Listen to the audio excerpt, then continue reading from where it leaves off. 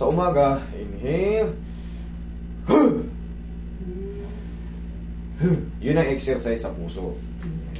Para hindi na tayo hindi kayo ma-stroke ulit. Cerebrovascular disease infarct versus bleed. Okay, ito na yun, oh. Cerebrovascular disease infarct versus bleed. Dito sa left side niya, nadali. Tama? Kaya na nating interpret yan. Regular sinus. Okay, infarct, left ventricular hypertrophy. Ito, ma'am, kung ganitong case niya, ginahawa lang yung mga joint niya. Kasi hindi siya yung ano lang eh, yung blood clot lang eh. Ano. Tapos, control tayo sa kinakain tayo. Huwag na tayong bumalik sa ano. Huwag na tayong bumalik sa mga old na kinakain natin. Mga masyado maalat, adobo, mechado, mga prito-prito. Kasi mayroon tayong tinatawag na double stroke. Oo, kailangan. Si tatay nakakapaglakad naman kahit papano sa umaga tayo. Magbilad kayo kahit mga 10 minutes to 15 minutes na required yun. Yun yung original na vitamin D. Pagka pinawisan kayo, inom lang ng tubig. Tapos magpapak kayo ng ano, magpapak kayo ng ano, yung cucumber. Pipino. Papak, pipino. So magkakakain kayo ng ano, ng dahon ng malunggay. Ihalo nyo sa mga isda lang na ano, yung hindi na pirito, pinakuluan lang. Ihaw pwede ihaw. Tambog yun na sa mga gulay-gulay. Ganoon ang mga pagkain ng ano. Iwasan nyo na yung mga sausawan ng mga patis, mga ano. Yan ay pwede rin. Kung gusto nyo makarecover, kailangan alisin nyo talaga yung nagdadagdag ng bad cholesterol. Pag nagdadagdagan, kasi naka-ano na yun dyan, ready to blow again yan. Pag nadagdagan naman yung cholesterol nyo, hindi kayo napapawisan. Yan na naman, magbabago na naman yung blood flow nyo. Yari na, very easy ano na yan. Kaya, hindi rin kayo pwedeng sobrang pagod. Sakto lang. Basta lakad-lakad lang, walang yung hinihingal kayo.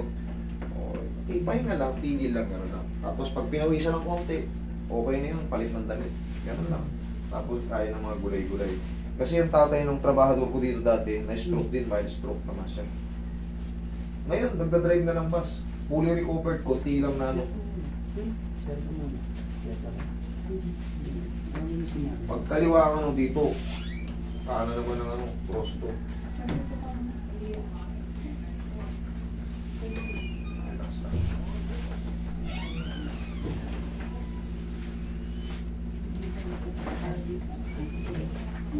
Pabawasan mo lang tayo yung pagiging mainitin ng ulo. Yan. Ano yan? Trigger.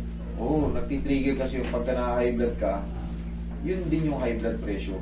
Yun din ang nagtitrigger para sa utak mo. Uminit.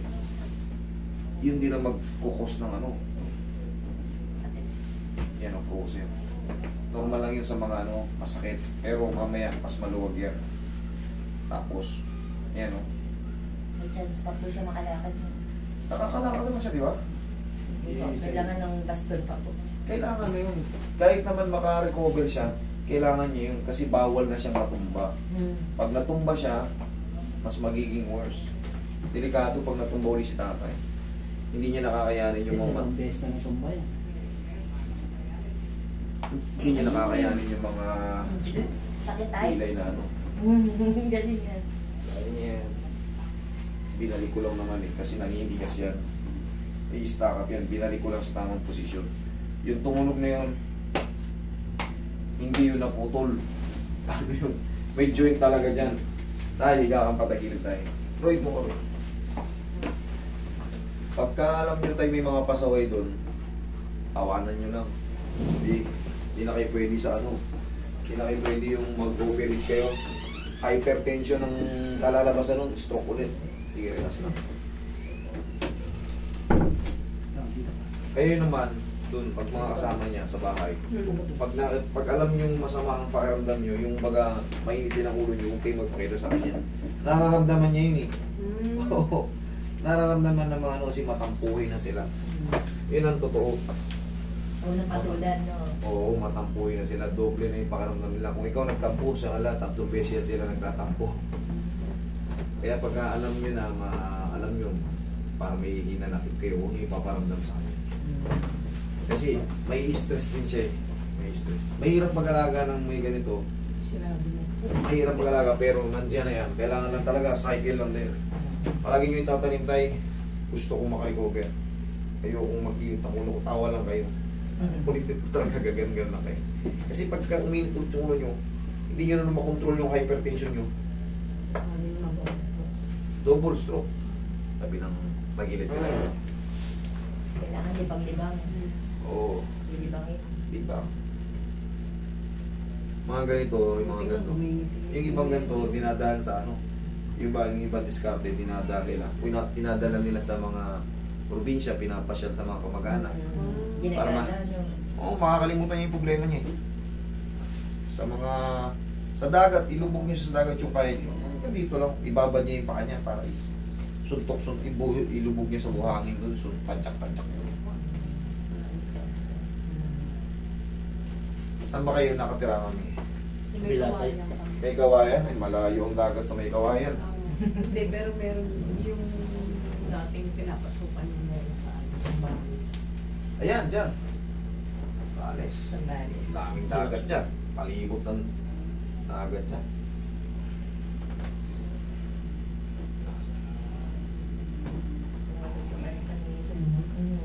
Okay, tapa ka tayo. Tapa po. Sakto yung mukha sa bawat stand. Sige, kaya yan. Okay. Uy,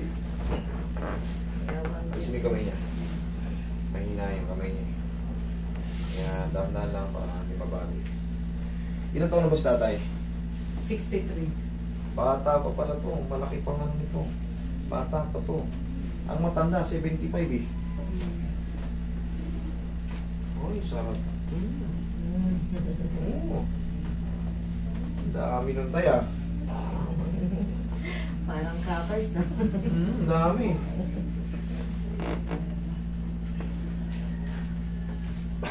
Naninigas kasi siya sa unang stroke.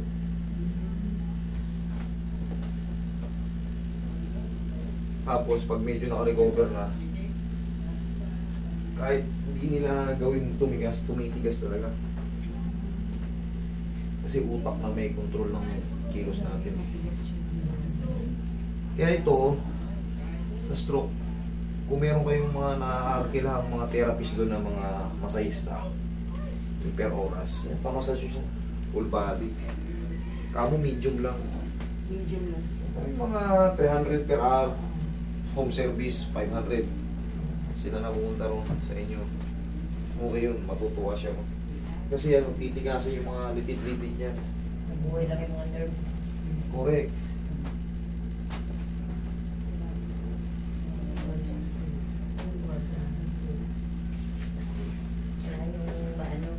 Gusto niya mang lumambot, yakbang ng ganon.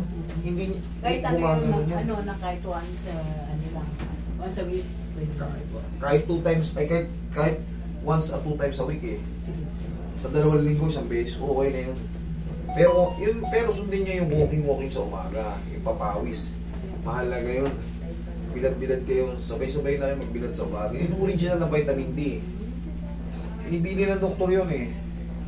Sa inyo, bihira nang kumano yung ano dun sa sakit. Kaya kami kapitbahay doon na ganyan din. Bilad-bilad siya ron.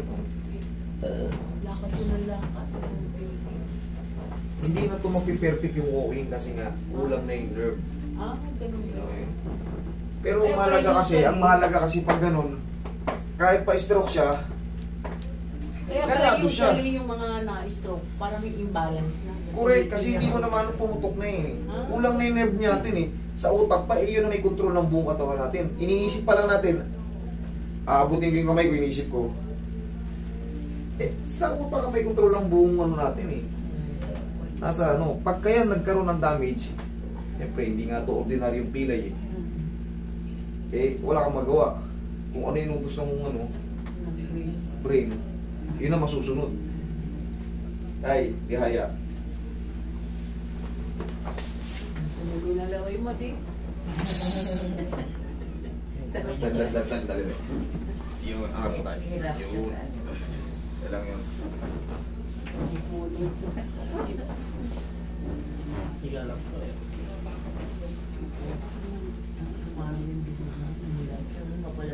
Relax lang muna. Pula-pula. Gabi nyo tayo. Yeah. Taas nyo itong balakang. Kaya ko ba? Hindi. Ito. Ang... Yan, angat mo. Yung pwede na Okay yan. po. Kaya na, kaya. Tapos tuturuan ko kayo ng mga exercise nyo kahit nasa higaan kayo. Kailangan nyo yun. Okay, relax lang ha. Ito pinakamasarap sa lahat. Okay, inhale. Exhale. Sarap. Yan, tanggalin mo Roy. Ngayon, pag nakahiga kayo tayo, pag nakahiga kayo sa higaan, para kahit pa paano, may exercise kayo. Angat. Ito, angat. Yan, pag ano, ano, sipa, kabila, angat, sipa, yan lang, kahit pa ganyan, para ka lang din nag-walk yan, kasi, pag nakatayo ka, baka ma-out-balance ka eh. Para yan sa mga weak talaga, hindi na talaga makatayo, di ba, nakahiga ka, para ka lang din nagpa-bike yan, oh. Di ba, para ka lang din nag-walking yan, hindi mo mapapansin, pinapawisan ka na, magbangon mo, relax ka lang muna kasi matagal ka nakahiga, nagkikilos ka. Yung blood circulation nagbabago. Kailangan mo muna, ayan, kalma mo muna yung sarili mo bago ka uminom ng tubig. Tandaan mo yun ha. Ayan, pagka pawis ka na, palit lang ng damit, inom na ng tubig. Para ka lang din nagbabike nyo, no? Ganyan, oh. Yan. Magugulat ka, malakas na yung paa mo. Kabila. Kabila. Oo.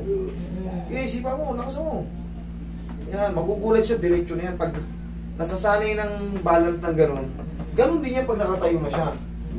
Pero kahit papano, okay na yun may ganyan kasi pag natumba uli siya, habang umiidad kasi tayo, malutong na yung puso natin. Pag natumba ka, oh, di ba bilis? Uy, Hindi kita doon eh. Pasolo pa pilit eh. kasi ayun na yung mga ano natin.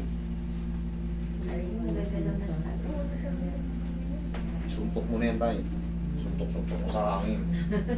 Shadow boxing. Tapos yung mga haplos lang ng pagmamahal. Kasi malaking bagay yung mapapalambot yung mga haplos sa haplos natin. Gaya may mataray. Ganyan lang ako.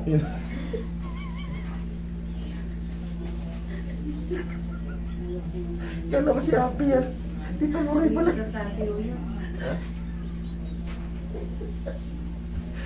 Matigas, di ba? Kita mo? Medyo masakit para. Okay lang yun. Masasanay din yan. Normal lang yun sa unang pagkakataon. Pero 3 to 4 days. Kanina ayaw eh. Kita mo yan, dumidiretso na. Kailangan tayo tiisin nyo yun. Okay, nakabalik na yun. Okay, tayo. Balakas ka palagi. Kumain ka ng dahon ng malunggay. Magic malunggay kayo, lahat kayo kumain. Very ano yan. Maraming kapangyarihan yung magic malunggay niya. Kaya na nga rin kami malugay. Oo. Itong pa mo. Okay. Salamat tayo. Malakas ka ulit na yan. Palabasin mo yun. Palabasin mo yun si Papa.